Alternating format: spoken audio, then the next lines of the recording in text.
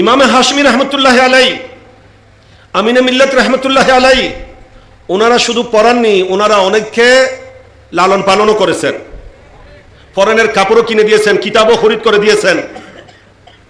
এইভাবে সবকিছু দিয়েই ওনাদেরকে মানুষ করেছেন, যোগ্য করেছেন, যাতে ওনাদের মাধ্যমে সুন্নিয়তের খেদমত হয়। আর সুযোগে ফেলে কিন্তু অপপ্রচার চালায়। তো বলতে চাই যে ইনাদের সিলসিলায় সৈয়দ আহমদ বেরলভী আছে, নাউজুবিল্লাহ। আমরা সুন্নিরা পিছিয়ে পড়ার অন্যতম কারণ হিংসা। কি হিংসা? আমরা দেশের যোগ্য ব্যক্তিগুলাকে আমরা কখনো মূল্যায়ন করি না। শত যোগ্যতা নয়, হাজারো যোগ্যতা থাক, এরা কিছুই না। আর কিছুই না থাক, বাইরে হলে তারাই সব কিছু। এটাই হচ্ছে আমাদের মন মানসিকতা। কারণ দেশের যোগ্যদেরকে মূল্যায়ন করলে আমরা মনে করি আমার মূল্য কমে যাবে, সেই ভয়টা আমাদের মধ্যে কাজ করে। না হয় দাদা হুজুর কেবলা আল্লামা শাহ হাসানুজ্জামান হাশমি রহমতুল্লাহ আলাই, ওনার অবদান নেই বা ওনার যোগ্য আওলাদদের অবদান নেই। ওনার যোগ্য আওলাদ বলতে এগুলা আমরা যোগ্য বলে যোগ্য বানাচ্ছি না, ওনারা সত্যিকার অর্থে যোগ্য, যাদেরকে যোগ্য স্বীকার করতে সকলে বাধ্য।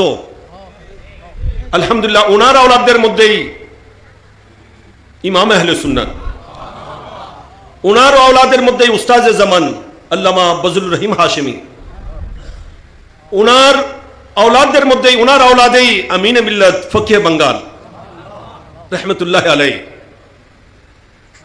এই দেশের শীর্ষস্থানীয় উলামায়ে কেরাম যারা মাঠে ময়দানে খেদমত আঞ্জাম দিচ্ছেন, দিয়েছেন বা দিয়ে চলে গেছেন বা বর্তমানে দিচ্ছেন, এদের প্রত্যেকেই কোনো না কোনো প্রকারে ইমাম আহলুস সুন্নাত হুজুর আল্লামা ইমাম হাশমি রহমতুল্লাহ আলাইহির শিষ্য, না হয় ওনার শিষ্যের শিষ্য, ওনার ছাত্র না হয় ওনার ছাত্রের ছাত্র। ওনারা হয়তো উস্তাজুল উলামা আল্লামা কাজী বজলুর রহিম হাশমি রহমতুল্লাহ আলাইহির ছাত্র, না হয় ওনার ছাত্রের ছাত্র, না হয় ওনারা হয়তো আমিনে মিল্লাত আব্বা হুজুর কেবলা রহমতুল্লাহ আলাইহির ছাত্র বা ওনার ছাত্র ছাত্র। এবং এই দেশে এমন কোনো প্রতিষ্ঠান নাই, এমন কোনো সুন্নি দরবার নেই, এমন কোনো সুন্নি সম্মেলন নাই, সুন্নি অনুষ্ঠান নাই যেটাতে প্রত্যক্ষ বা পরোক্ষভাবে ওনাদের অবদান নেই। যাদের জীবন সুন্নিয়তের জন্য উৎসর্গিত,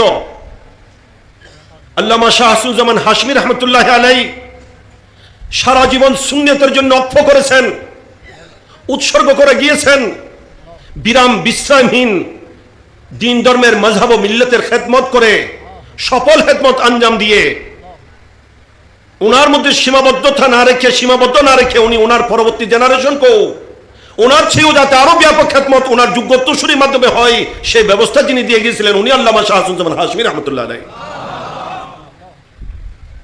কিন্তু দেখা যায় এগুলা অনেকে স্বীকার করে না, এগুলা ওনারা বলবে না, এগুলা বলবে না একমাত্র হিংসার কারণে। বরংস সুযোগ পেলে উল্টা বিপরীত অপপ্রচার চালায়। এমনকি এমনও দুঃসাহস দেখায় যে ইনাদের সিলসিলার মধ্যে ত্রুটি আছে, ইনাদের সিলসিলায় সৈয়দ আহমদ বেরলভী আছে, এই ধরনের কথাবার্তা বলার অপচেষ্টা চালায়।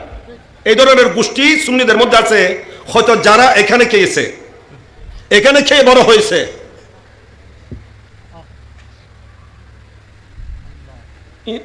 ইমামে হাশমি রহমতুল্লাহ আলাই, আমিনে মিল্লাত রহমতুল্লাহ আলাই, ওনারা শুধু পড়াননি, ওনারা অনেককে লালন পালনও করেছেন, পরনের কাপড়ও কিনে দিয়েছেন, কিতাবও খরিদ করে দিয়েছেন। এইভাবে সবকিছু দিয়েই ওনাদেরকে মানুষ করেছেন, যোগ্য করেছেন, যাতে ওনাদের মাধ্যমে সুন্নিয়তের খেদমত হয়। আর সুযোগে ফেলে কিন্তু অপপ্রচার চালায়। তো বলতে চাই যে ইনাদের সিলসিলায় সৈয়দ আহমদ বেরলভী আছে, নাউজুবিল্লাহ। আল্লামা শাহ হাসানুজ্জামান হাশমি রহমতুল্লাহ আলাইকে ফুরফুরা দরবারের যাকে আলা হযরত বলা হতো, হযরতে আবু বকর সিদ্দিকী ফুরফুরাবি রহমতুল্লাহ আলাই, উনি খেলাফত ইজাজত দিয়েছেন, এটা ঠিক আছে। এটা কখন দেওয়া হয়েছে আর আল্লামা শাহ হাসানুজ্জামান হাশমি রহমতুল্লাহ কখন থেকে পীর মুরিদি করেছেন, মানুষকে বায়াত করেছেন, সেটা তো দেখতে হবে। পরবর্তীতে ওনাকে আবু বকর সিদ্দিকী রহমতুল্লাহ আলাইহি খেলাফত দিচ্ছেন, এগুলো অনেক পরের কথা। উনি 1922 ইংরেজিতে, আল্লামা শাহ হাসানুজ্জামান হাশমি রহমতুল্লাহ আলাইহি 1922 ইংরেজিতে বার্মার খেদমত আঞ্জাম দিয়ে দেশে ফিরে এসেছেন।